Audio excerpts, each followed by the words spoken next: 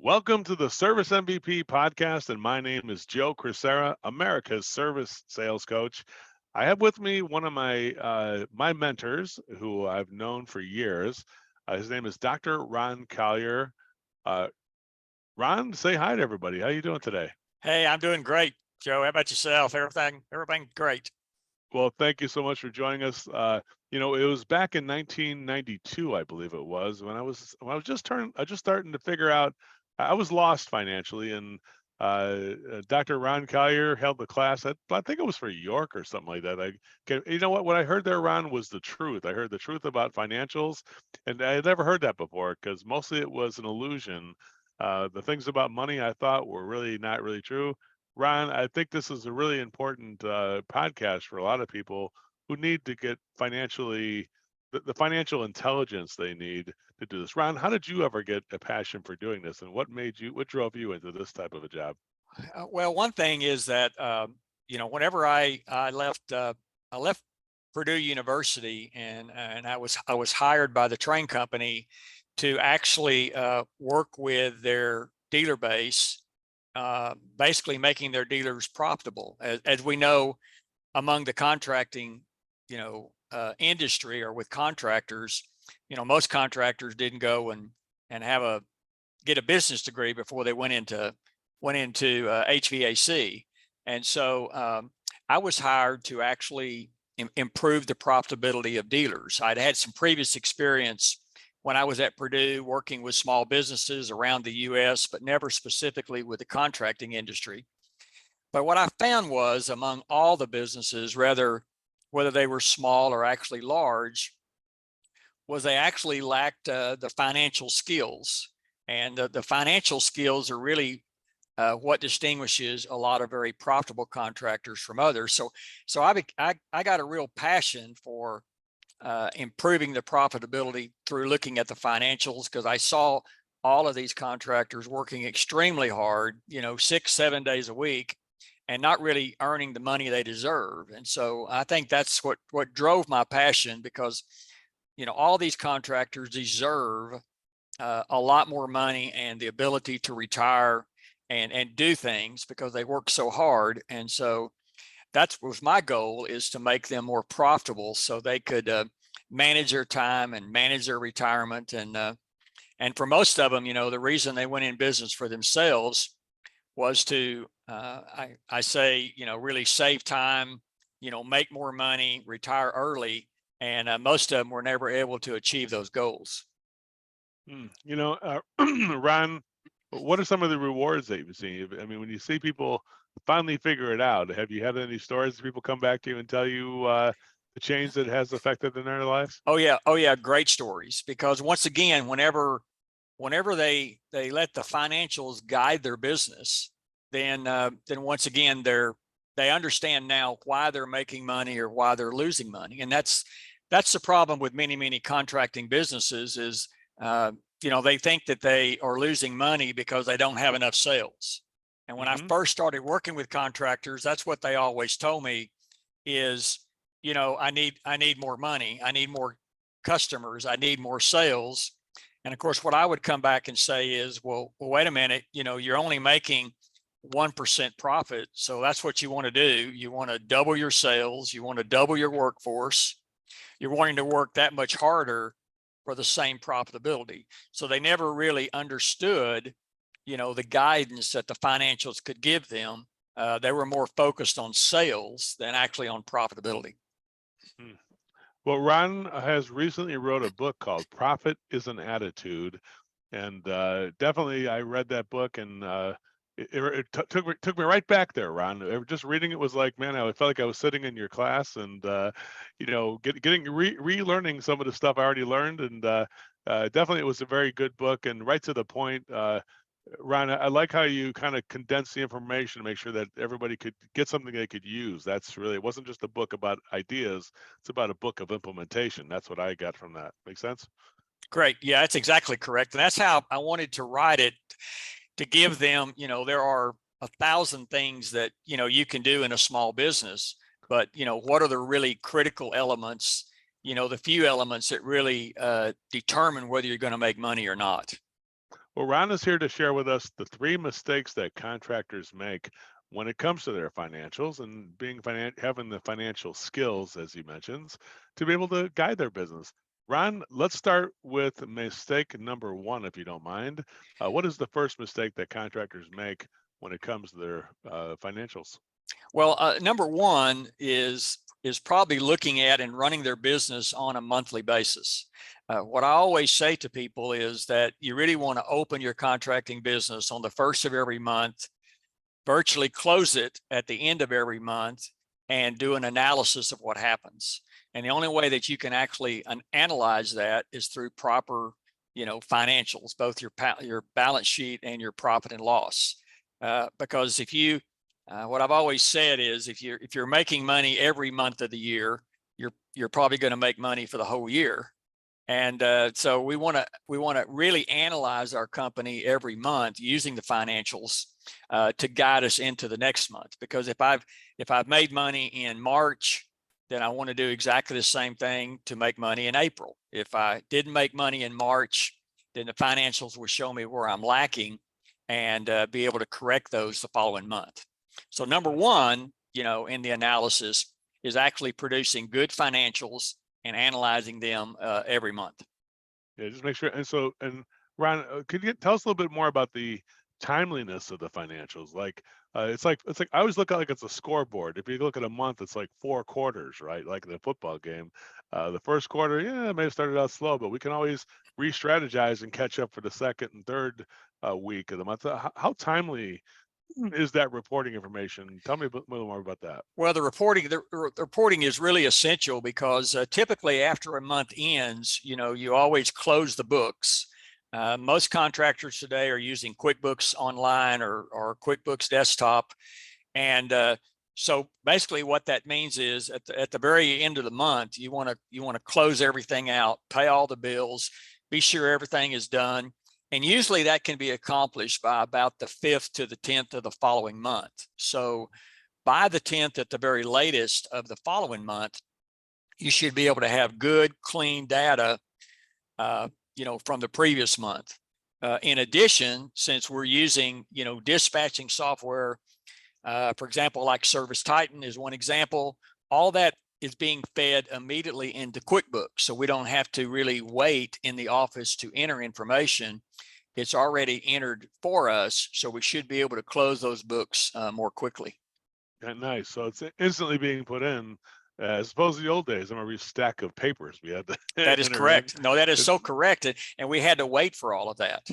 Yeah, And but now we can almost analyze our business on a daily basis because the data is coming in on a daily basis. Yeah, we got the connecting from the vendors right into our software Correct. rather than having to enter it all in. The poor girl with all those all those papers entering in, and she would never perpetually catch up. And that was one of the mistakes, I think, too. If you're that way, if you're not into that kind of a system, I guess that could be part of it, right? Part of the Sure, of first course. mistake, right? Ron, what's the second mistake with financials that contractors make in their business? What do you think?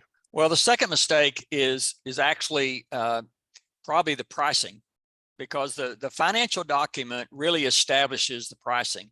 One thing I was really amazed whenever I entered the industry back in 1984 was that contractors really don't understand their financials and don't understand particularly the overhead associated with their pricing. Most people today use the gross margin method or something like that, but they really can't tell you after a job is done what the profitability is because they don't know what the overhead is. I think what's important for contractors to understand is that if you're showing an overhead of maybe 30 or 35% on your profit and loss, that is an average overhead for all the jobs. So we can't just go and price using gross margin. We can't use an average overhead for every job, because that really means that some jobs we're going to maybe make a lot of money, some jobs we're going to lose a lot of money. And we got to be very, very careful, because if we're not timely, if we don't know what we're doing, it's very, very easy to lose money on those large jobs. So one thing they really need to be able to do is at the end of every job, they really need to try to do job costing to see Mm. exactly what their profitability is. As I say to contractors, when we walk into a house, for example, and give the customer maybe a price on a new system, we're walking in with an expected profitability of maybe 20%. But the question is, what is the actual profitability when we walk out of that house? That's what most contractors don't know. But the financials can certainly guide them in doing that. Back to that job cost, which is really a key thing, because it's like, yeah, I always say it's okay if if we didn't make money on one job, but it's shame on us if we don't make it on the second. If we don't learn from that first thing, it's just a setback maybe because we just didn't anticipate some of the extra costs. And that's really what, when I worked with you in 1992, what I really got from you back then was some of the costs I just were hidden. There were latent costs, I call them, that I just didn't see. Like, you taught me that when you throw away $6 sheet metal elbow, it's gonna, if you're making a 10% net profit, it's gonna cost you $60 in sales to make up for it. And that's what I never realized, how much how much the small little things add up to replace them or whatever. It's gonna take a big number out there, and that's really what you really literally saved my life, because truthfully, I would never have been able to get. I was in severe debt when I first met you. I was about 250,000 in debt because of the information about how to sell. Like, the key thing was how to sell at the right price. Sure. To charge the right price, right? You told me about that. I found somebody who taught me. One of my clients taught me how to sell at the better price, how to do the premium mid-range economy options. Then it all made sense. It came together. I was debt free in 1994. So I paid off like 250,000 in 3 years, because I learned how to get the right price. I couldn't just price myself to operate the business. I had to price myself to make the business and also get out of debt, right? And you have to budget in for that kind of stuff if you're going to get that way, Ron. But Ron, that's really great. Sorry about it. I think going into my own story, just flashed into my head, and I just That's wanted to kind okay. of That's great. you probably never heard that from me, so thought I'd give you that 100%. Number three, what's the third mistake that contractors make, Ron? Well, the number three is to, I think, basically confuse profitability with cash flow. Whenever you're looking at a profit and loss statement at the end of every month, maybe you see a $10,000 net profit. Well, there's a couple of things. Number one, the financial just shows the profitability on sales. It doesn't show the actual cost of running a business, because after profitability, we still have to pay, for example, car payments, those kinds of things. We have to pay mortgage payments. All of those things do not appear on the profit and loss. So even though we're showing maybe a 10% profitability, after all those things are taken out, the fixed asset expenditures reduce the profit even more. Also, too, what contractors need to understand is the actual profitability of 10,000. That doesn't mean that 10,000 has been put into the bank. And that's what so many people do. They say, oh my gosh, we made $10,000 this month. Well, you did make $10,000 on your sales invoices, but that doesn't mean you deposited $10,000 in the bank. And of course, that's because of our accounts receivable, because of financing fees and things like that. It's very interesting, Joe. I've never seen a company go out of business for a lack of customers. They go out of business because of a lack of cash. Mm-hmm. And that's why it's very important to understand things like working capital, exactly how much money do I need. We need to understand, also through the budgeting process, that all of our sales don't occur. It'd be very nice in the HVAC industry if we had 1/12 of our sales every month, but we don't. And so they're spread out. And so they need to understand that maybe in a given month, we're only getting 8% of our sales. The next month, maybe we're only getting 3% of our sales, and all that affects cash flow. November, December, January, and February are typically the 4 months of the year, not uncommon for all contractors to lose money. So we have to understand that and be able to hold that money back in the form of working capital so we can get through those lean months. I think so many people are guilty of that. When they have the cash flow, they start to spend it, and the discipline of holding back and budgeting with that money to say that's money we're going to need, and that's definitely something that I'm very conscious of. And you mentioned something else there too, which is that the money you think you made, the software program might say you deposit. Hey, my God, we made we had a record month. We had $400,000 in sales, and it's like one of the key things I did learn when I learned from you back in the day was I did this. It was really obvious, which a lot of people don't realize, which is that okay, your software program's telling you made 200,000 or whatnot, but what does your bank account say, right? So do those two things match up together? Did they That's a reconcile big, and together? that's one of the big things. That's why we have to watch that. We have to watch our cash flow, because Yeah, like it's I like say, we can have, and depending upon how you're diversified in your HVAC business, maybe you're 100% service replacement. That's fine, but you could be 50% service replacement, 50% new construction. You could have commercial jobs, all of those other kinds of things. It'd be wonderful if contractors were 100% COD, but most of them are not. yeah, And well, so because of that, we have to, if someone is not going to pay us for 60 days or 90 days, we still have to have enough money to pay our bills, take care of our workers. And so that's why looking at everything on a monthly basis, comparing what you actually made on a monthly basis to a monthly budget is very, very critical. And then number two, actually looking at the cash flow in the bank. that is amazing. Well, I tell you what, the contractors who assume that that money is in the bank definitely would be in for a very if you're surprised, as like I tell you, that's what I was. I was like, man, this is a primary thing, really. Like number one, I think I got this much. What I really have? And then it's like, okay, now it kind of brings up a gap between what I thought I had and what I actually have. And I said, where's that money? And we have to say, sure, gotta go get it, right? And sometimes it's a secondary job. And I do agree. I try to push people more toward that COD model as much as in our clients.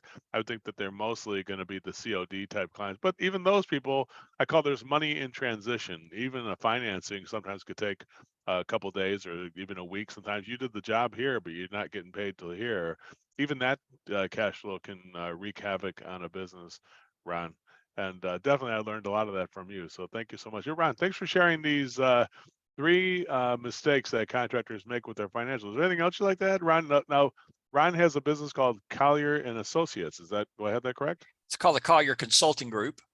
Collier Consulting Group. I just get it right. Get it right. That's I okay. should That's all edit right, out the Joe. other things. Sorry. Collier Consulting Group, and his goal is to make you profitable. Is it to make you profitable? Is that the goal of the company, Ron? That is the goal of the company, because that's what, without profits, nothing else.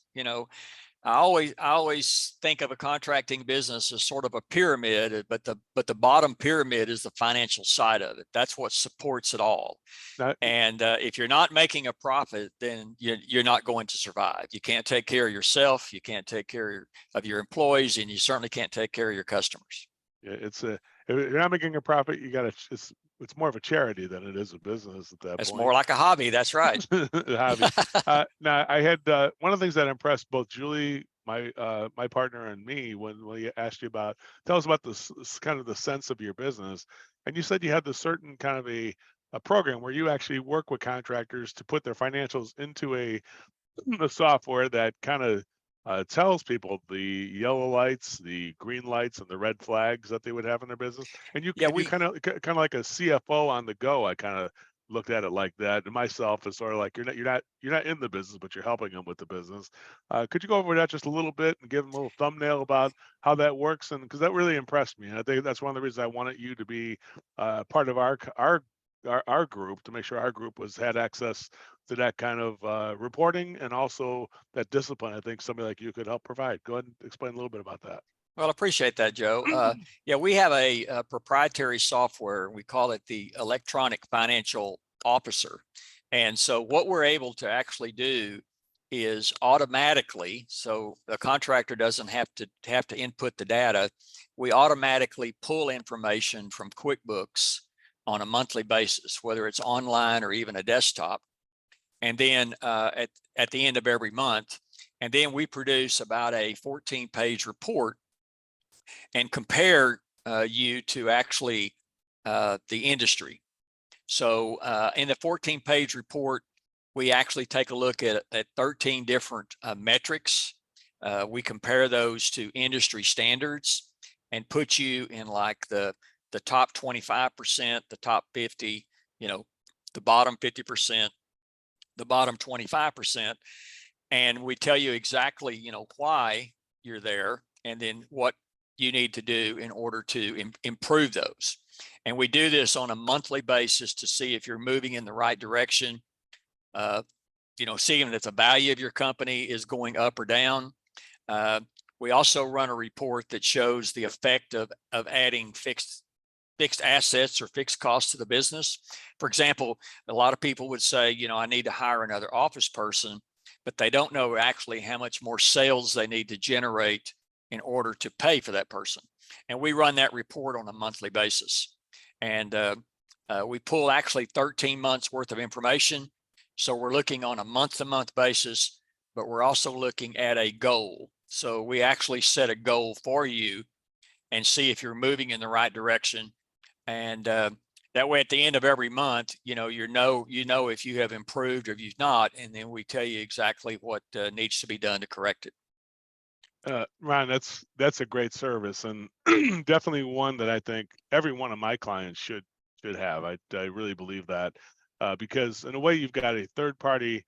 Everybody has their accountant and their bookkeeper who does the things for them, but usually you're not getting somebody who's tied into all the other businesses. So I think it's one of the things you get is the experience of somebody who has seen other contracting businesses and is in tune with since 1984 with all these businesses and can instantly help you make those decisions as to what you should pay off first or what you need to do as a strategy to pay off some of this back end debt or things like that. Now, Ryan, one of the biggest things I can see with this, that sounds like a great service, and just so everybody knows, I'm not going to say how much the investment is, but it is very affordable. And when you hear how affordable it is, everybody here, I'm very sure, would want to invest in it, because when I heard it, I'm like, wow, that is an amazing thing. And you get a live person who actually does this with you. It's not just the software, but you also get an actual person to help guide you on this, right, Ryan? Is that correct?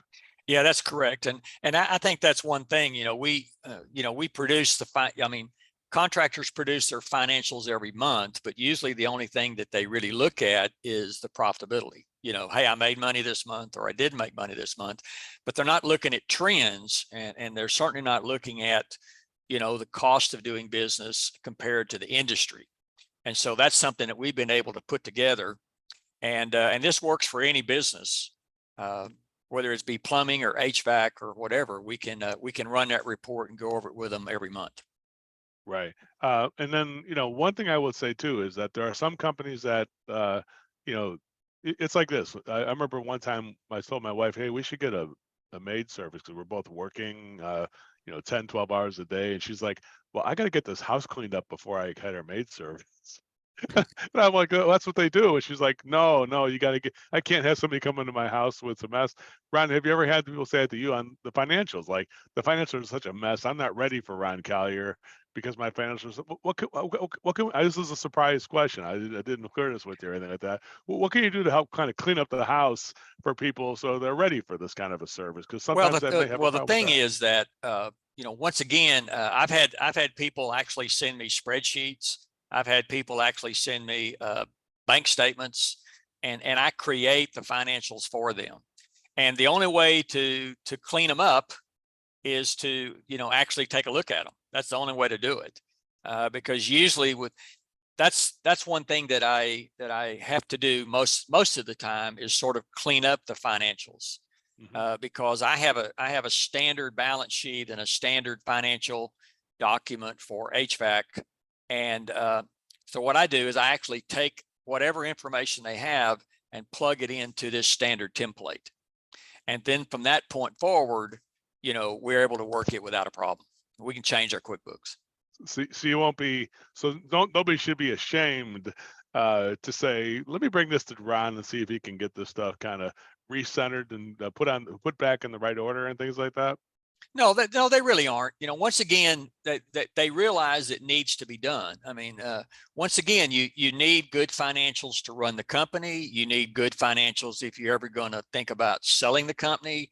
You need good financials if you're ever going to get a value for the company or transitioned it to someone in the family. You've got to have good financials. You know, as good as they are. You may like your financials, you may not like your financials, but if they're not so that you can look at them and analyze them, then, you know, we can't, as managers of businesses, we can't really make good decisions. You know, and you know, running a business, Joe, that, you know, the more things that you have laid out, you know, if you get information from 15 different sources, your decisions in your business is going to be much, much better than if you only had 5 pieces of information.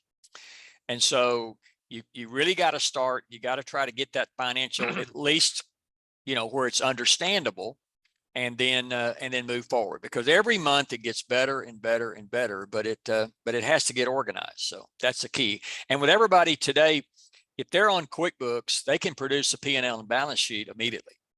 Now, it may be Nice. good, it may be bad, they may have things in the wrong spot, but that's where we can help them. That's really great. Well, that's the full scope of the work, which is really, let's help get this messy place. Let's put the furniture in the right in the right order, and then okay, once we get that, then we can then start the actual business of analyzing this information to help guide people to move the right direction. And really, man, when I hear the service you're doing now, I'm like, man, I wish I would have taken on that service 110% back when I was suffering financially.